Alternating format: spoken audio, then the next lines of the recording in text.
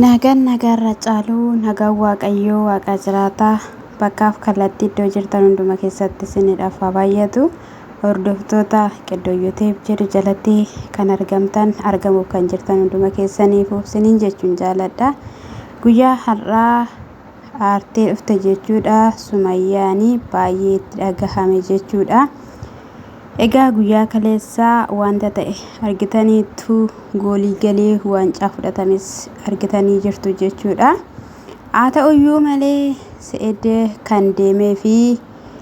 kana sirreessu yookiin immoo marmaraa taasisuudhaaf osoo hin taane inni rakkoo biraa uumuudhaaf kan inni deemee jettee jirti jechuudha. Isayyuu karaa salaamiin argatu baay'ee barbaadaa ture. Anis immoo akka inni argatu keessa kootii abdiin qaban ture. Haa ta'uyyuu malee kanaan sababeeffatee argate. Awwaanis immoo akka inni aminaa fi yaadee hin beekne. Ishii faana akka walitti araaramnuuf jedheetu bilbilchiisee waamsisee. Garuu wanti inni hojjete gaarii miti jette jechuudha. Kanaa booddee immoo ergaa shoortaa yookiin immoo poolisii itti waame booddee irraa fudhatee paaspoortii ishii deebiseetu jettee jirti jechuudha. Anas irratti hin amanne jechuudha. Hin amanne sababiin isaayyuu maaliif hin amanne yoo jettani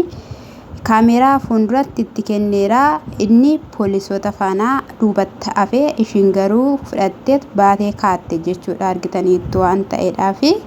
achi hin dhaabbanne jechuudha. Yeroo biraa akkamittiidhaan qaqqabee fudhate akkamittiinis immoo yeroo inni harkaa fuudhu poolisoonni iyyuu simmi jedhanii yootumayyuu kaatee qaqqabeeyyuu harkaa fuudheera jenne jechuudha. Innaa ananaaf hin galle. Kanaafiyyuu jettee itti kenni paaspoortii ishii deebisiifiti gara Itoophiyaa ergi. Kana ta'uu baannaan rakkoo guddaa keessa seentaa, rakkoo guddaa keessa galtaa jetteen jechuudha. Inni biraas immoo kanatti asii deemteef wanta biraadhaaf ture. Kanatti kaayyeffattee asii baatee wanta biraati. Kanatti hojjechaa jirtu garuu waan biraatidha. Ani waan hundumayyuu beekeera. Achi deemuun kee amma akka waan hundumayyuu ija koo banadhee ilaalee arguu na godheera. Kanaafiyyuu waan inni adda baafachuu qabu adda baafadheera. Anaaf jette inni marmaraas hin taasisiini dhiisi. Ati osooyyuu anaa fi salaam iddoo tokkotti argitee ijoollee kee faana ati ijoollee kee nagaa gaafatta osoo hin taane salaamiidhaan waan tokko gochuudhaafidha kanatti dhamaatu. Amma immoo ijoolleen kee na bira jiru na bira hin jiranii iddoo ta'eyyuu hin beektu. Ati dhimma ijoollee keetii tokkoyyuu hin qabdu. Abbaa akka keetii ani hin argine. Namni abbaa jedhamu akkanattidhaan miti, haala akkanaadhaan miti. Namni hundumtiyyuu akkasii beekuu fi miskiina fakkaattee yeroo hundumayyuu ijoollee koo jetta malee yaada ijoollee keetii tokkollee hin qabdu jetteeni jirti jechuudha. Akkana dhakaayi anis hin fedhu, anis hin barbaadu, narraa fagaadhu. Ati waan biraadhaaf deemta. Dhimmi kee dhimma biraatidha. Kaameeraa irratti nama biraa, kaameeraan ala nama biraa shira baay'ee hojjetta. Kaayyoo baay'ee qabda ati jettee baay'ee itti dhagahamee akka har'aatti akka guyyaa kanaatti tokkollee na aarsee hin beeku. Baay'ee na aarsee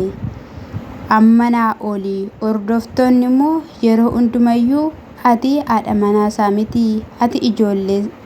isaa maaliif itti agarsiistu naan jettu. Gaafa namoonni daandii gubbaa irrattis na arganii ijoollee isaa itti agarsiisi naan jedhu. Inni garuu fedha ijoollee isaatii hin qabu. Fedha biraati malee kan inni qabu. Osoo biyya keenya keessa ta'eera ta'e poolisoonni sin dhiisaniyyuu mataa kee keessas kurkumu. Garuu poolisiin biyya Arabaa uma hin beekanii, namaan hin dhiphisanii. Kanaaf jedhaniitu si dhiisanii jetteen jechuudha. Ani amma kaniin jedhu gaaffii kanatti ta'ee na dhiisuu didee dubartiin suni maalidha jireenya ishii dhiiftee jiruu ishii dhiiftee jechuudha kan ishiin jiruu namaatiif jettee jireenya namaatiif jettee biyyaa biyyatti darbitu jechuudha yeroo darbes yeroo akkasitti dinnayyuu fuudhusi ishiitu miimoorii atee nama gaarii fakkaattaa achitti argamtee miimoorii qabattee Yamaniin seentee akkasittiin gaa'ela ishii walitti xaxaxattee diraamaa baay'ee hojjetanii ishiin biyyarraa biyyatti daa'ima baattee inni biyyarraa biyyatti birrii baasee dhama'aa ture jechuudha wanta baay'eetti itti godhama koo birrii isinittiin tikkeettii kuttanii rabbi isin badhaasee ittiin deemtan kun hiyyeessa baay'eetu ittiin gargaartanii silaa waaqa biratti hojiin keessan lakkaa'amaa ture jechuudha hamma haa ta'uyyuu malee salaam suni ba'uu qabdi gidduu keessan lamaanii sin araarsuudhaan miti abadan sin araarsuudhaan miti jechuudha ishiin shirri ishiin hojjettu shira biraadhaaf adeemti jechuudha ishiin akka mucaa yookaan seedoo ta'e ishoo maaliif yoo ta'eera ta'e Oromoon inuma dhalcha waan ta'eef baga dhalche rakkoo tokkoyyuu hin qabu kan akka kootti jechuudha maaliif dhalli kennaa waaqayyooti waan ta'eef jechuudha eenyuyyuu namaaf hin kennu jechuudha tokkoofiyyuu immoo dhiisiitiyaati tokkoof amma kana hunduma miidiyaa irratti baatee naaf haa ilaalamuu naaf kanaa ta'uu seettuyyuuti jechuudha karaa innis immoo akkuma jedheeyyuu lubbuun namaa hin darbiini jedheenanii jechaas ture egaa immoo kanuma saatii jettanii dubbachaa jirtati ati jechaa jirta jechuudha innillee salaamidhaan maramariitii biraan ga'e rakkoo tokkoyyuu hin qabu jedheeraan jechuudha haa ta'uyyuu malee ishiin shira biraadhaa fi dubartittii sana shira biraa xaxa biraa jechuudha bakka addabaabayii irratti baastee yookiin immoo miidiyaa irratti baastee kinoo isa kanadha hojiin se'eedoo jettee se'eedoodhaan xiqqeessuuf jechuudha hiriyaan sumayyaa sun jechuudha hiriyaan sumayyaa suni kan ishiin deemtuu fi kiyyoo biraadhaaf jechuudha kan sin ajaa'ibu jechuudha na amma ette gaamma amma ni bilbilee fi ette sumayyaan bilbila yoon bilbileef na jalaa hin kaastu garuu deebiseetu na jalaa fudhatee paaspoortii koo qofa naan jette na dubbisaan jirtu jette jechuudha inni akkatti gallisi godhe maalidhaan sin jedhan ani situu balleessen jedhan situu balleesse jalqaba isaayyuu fuudhin jedhaan kan jedhe si inni fuunaan kan gubate si isa kanadha situu sirreessuu qaba ture dubartiin immoo dhattee waan tokko gidduu batalaa waan gaa'ilaa keessa dubartiin galteetti taanaan jechuudha gaasii boba'aa jiru jedhee ta'i indhaamu basumayyuu indhaamu jechuudha gaasii boba'aadhuma fa jechuudha ati riyaadha jettee kaanii gidduu kee galchitee dubartii kan biyyaa biyyatti sii deemu dubartiin kun gaa'ila hin qabdu mana hin qabdu jireenya hin qabdu akkatti egaa isayyuu akkatti shururrukutte akkatti ishiin ifatte garuu of qabaadha jechuudha kana goota baga goote seedoo baga goote inafayyuu dhugaan siin jedha inafa jechuudha sila inafa ture dhugaa yoo irraa fudhates baga irraa fudhate biyya ishiitiin galtii biyya ishii galuun dirqama jettee karaa barbaadde haa galtu yoo irraa fudhateyyuu dhugaa yoo haa taasisuun jedhani karaa mataa kooti jechuudha na isa kanadha dhukeen kaasiin nuti waan goonu hin qabnu waan jennu hin qabnu namni sitti haareera sitti dallaneera miiseejii ani dubbisaan ture jechuudha isa tarra viidiyoo hojjette kana fa'i irratti uffee baga gammanne namni akka koo gammade namni akka koo akkana ta'e jechaa jiru jechuudha na gootadha se'eedoon jechaa jiru gootadha dhugaa dubbachuudhaaf jechuudha wanti sun gootan tokkollee hin jiru jechuudha eenyus immoo dhugaa dubbachuudhaaf akkatti nama barbaadu yeroo darbellee sin jedhan akkatti nama barbaadu irra akkatti nama barbaadu hin jiru jedhee jira jechuudha hani garuu immoo faayidaa isaatti dhabna barbaada jettee hin beennu gaa'ii gara akkam akkasin gootan maal akkasin gootan sinin jechuu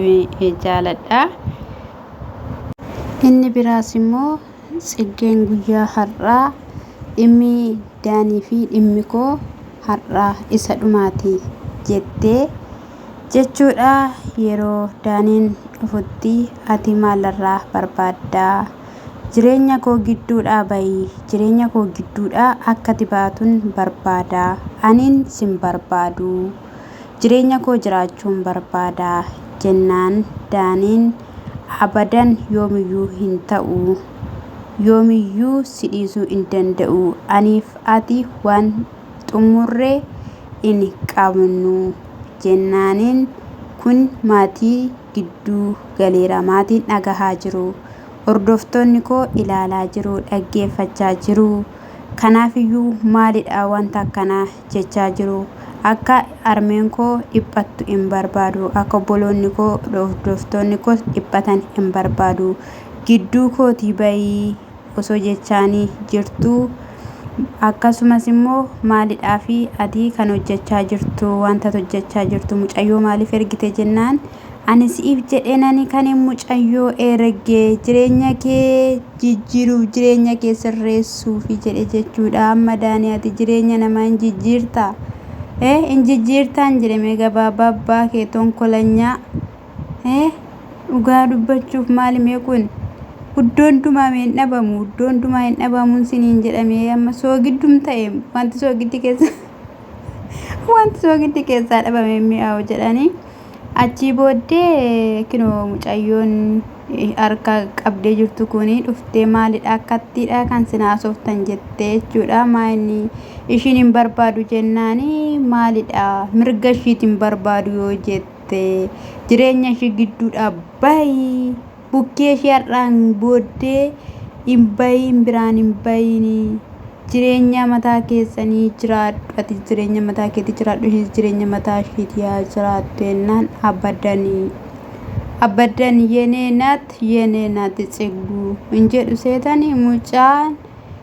yeroo kanatti mucaa lafaan fuudhee soofaa irratti dhoobe jechuudha kanaa booddee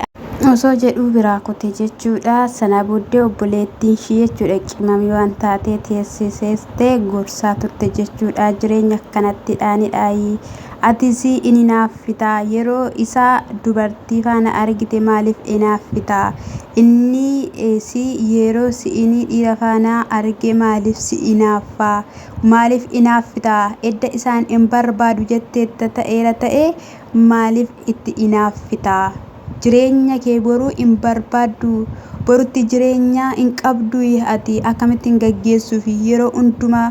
ciqiciqii yeroo hundumaa lola yeroo hundumaa waanuma hin taane hojjettanii viidiyoo irratti gadi gallakkistu maalidha inni kuni